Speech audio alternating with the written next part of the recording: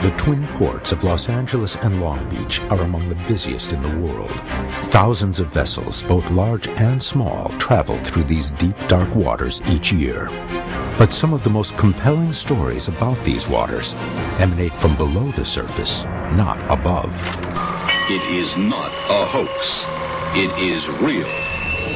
In 1966, an unidentified object that reportedly emerged from the channel is filmed traveling at up to 170 miles per hour over the island. This is the first of numerous reports of nautical objects displaying many of the same characteristics as so-called UFOs. But these UFOs have been witnessed traveling into and out of the water. A bright white light moving pretty quickly towards the water. They are known as USOs, unidentified submerged objects. There is something really extraordinary in these waters. For the first time, new witnesses have come forward. We are struck with a beam of light. Supported by documentation and police reports and scientific testing and analysis. I think we've got our smoking gun. Absolutely. The team from UFO Magazine, publisher Bill Burns, investigator Pat Uskert, science intern Jeff Tomlinson, along with science expert Dr. Ted Ackworth, opened the case of USOs around Catalina Island. The USOs are using this place kind of like a hunter's blind. And we're the prey. Is this rash of sightings simply the result of overactive imaginations, or is it possibly something more? I saw a set of lights, unlike any other lights I'd ever seen before. The team attempts to get one step closer to the answers. That's a tail of an airplane, right there. That's it. For the first time on television, this is case number 66307, Unidentified Submerged Objects.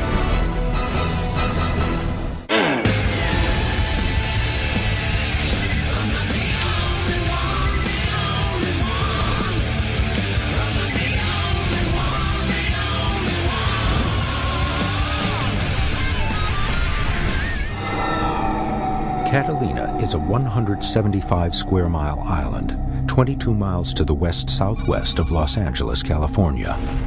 The Catalina Channel, which separates the island from the coast, is the main corridor for one of the busiest harbors in the world, the twin ports of Los Angeles and Long Beach.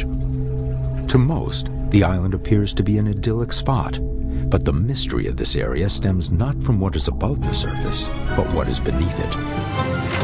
You are seeing an unidentified flying object. It all began on April 15, 1966, at approximately 9:45 a.m. An object with no tail and no visible means of propulsion was photographed over Catalina Island, traveling between 130 to 170 miles per hour.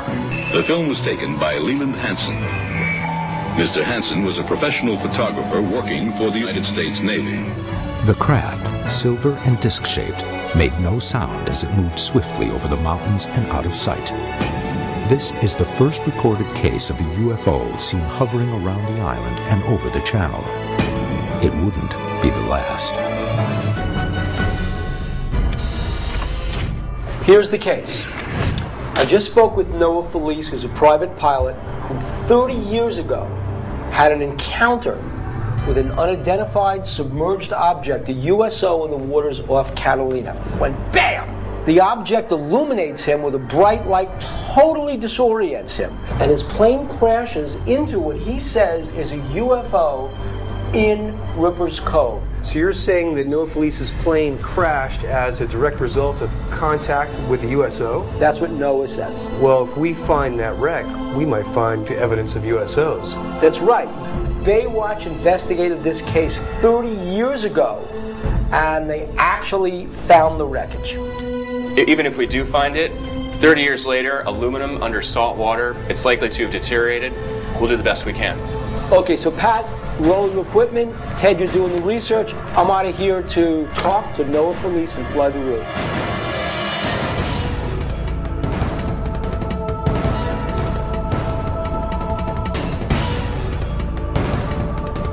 While Bill is flying with Noah, I'll be talking to Paul Allione and David Russo about their sightings, which are very similar to each other, and they're very similar to the famous 1966 sighting that was caught on film.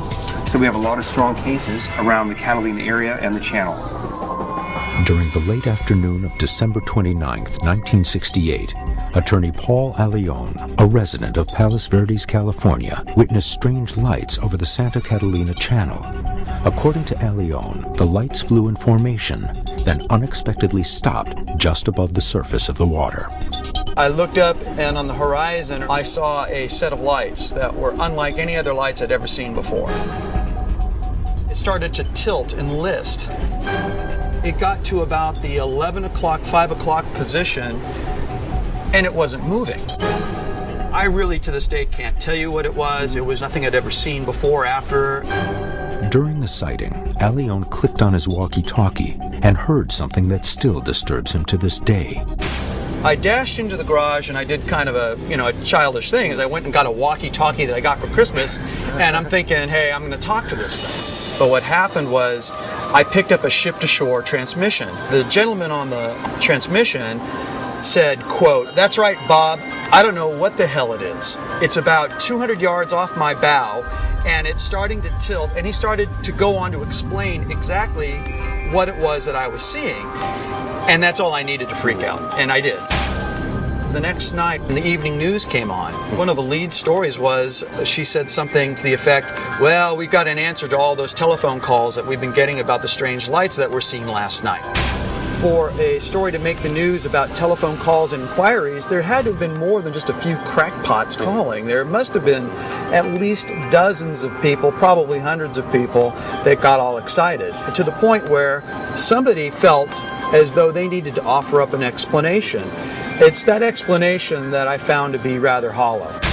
The answer was, it was these two crazy college kids that were fooling around with a weather balloon. What did you think about that? But it seems to be there's an inordinate amount of explanations that are offered up as being weather balloons. Including the Roswell crash. Now as I look back with that knowledge, these explanations, I realize even more that, to me, it confirmed what I saw as being a legitimate anomaly.